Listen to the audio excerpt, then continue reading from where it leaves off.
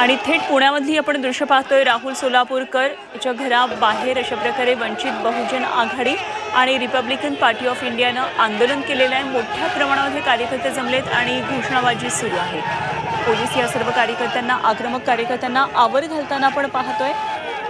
मात्र सोलापूरकरवर गुन्हा दाखल करावा अशी मागणी होतीये।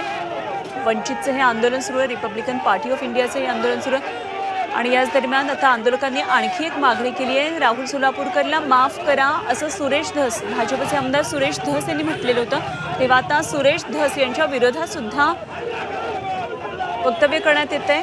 आमचे प्रतिनिधी निलेश खरमरे सध्या आपल्याबरोबर जोडले गेलेत। या आंदोलनातून काय आणखी तपशील जाणून घेऊया निलेशकडून। निलेश, हे आंदोलन तापत चाललेलं दिसतंय, कार्यकर्ते मोठे आक्रमक झालेले दिसतात, मोठी घोषणाबाजी, काय नेमकं वातावरण आहे?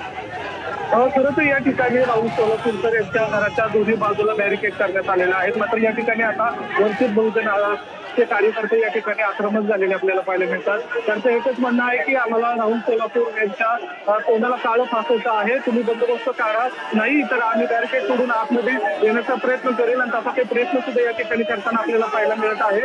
जर या ठिकाणची घटना बघितली तर दोन्ही बाजूला या ठिकाणी आता पोलीस बंदोबस्त आहे तो वाढवण्यात आलेला आहे। जवळपास 150च्या वर या ठिकाणी पोलीस बंदोबस्त तैनात करण्यात आलेले आहे। एवढंच नाही तर या ठिकाणी आता दंगल नियंत्रण पथक सुद्धा बोलावण्यात आलेलं आहे, कारण ज्या प्रकारे कार्यकर्ते आक्रमक होत आहेत त्या पार्श्वभूमीवर या ठिकाणी बंदोबस्त आहे तो वाढवण्यात आलेला आहे। एवढंच नाही तर या ठिकाणी सुरेश धस यांच्या नावाने पण या ठिकाणी घोषणा देण्यात आलेल्या आहेत। त्यांचाही या ठिकाणी निषेध व्यक्त केलेला आपल्याला पाहायला मिळतोय। कार्यकर्त्यांची एकच मागणी आहे की राहुल सोलापूरकर यांनी आता माफी मागावी, तेही बाबासाहेब आंबेडकरांच्या पुतळ्यापाशी जाऊन त्यांनी माफी मागावी अशी या ठिकाणी त्यांनी भावना व्यक्त केलेली आहे। मात्र जो संताप आहे तो या ठिकाणी आपल्याला वाढलेला पाहायला मिळत आहे। पोलीस त्यांना थांबवण्याचा प्रयत्न करत आहे, मात्र अनेक कार्यकर्ते जे आहेत ते बॅरिकेड तोडून वरून बाहेर पडण्याचा प्रयत्न या ठिकाणी आपल्याला पाहायला मिळत आहे। पाहिलं तर या ठिकाणी आता वंचितचे कार्यकर्ते असतील किंवा आरटीआयचे कार्यकर्ते असतील हे दोन्ही गट या ठिकाणी आक्रमक झालेला पाहायला मिळतोय। या सगळ्यांची एकच मागणी आहे की राहुल सोलापूरकर यांच्या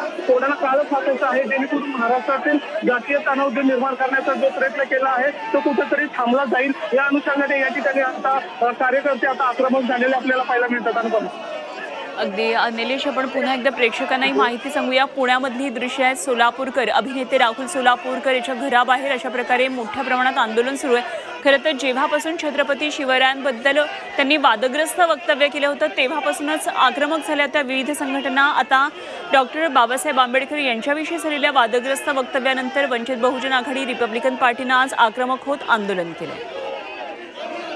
आमचे प्रतिनिधी निलेश खरमरे आपल्याबरोबर होते पुण्यामधून। निलेश, धन्यवाद दिलेल्या सगळ्या माहितीसाठी।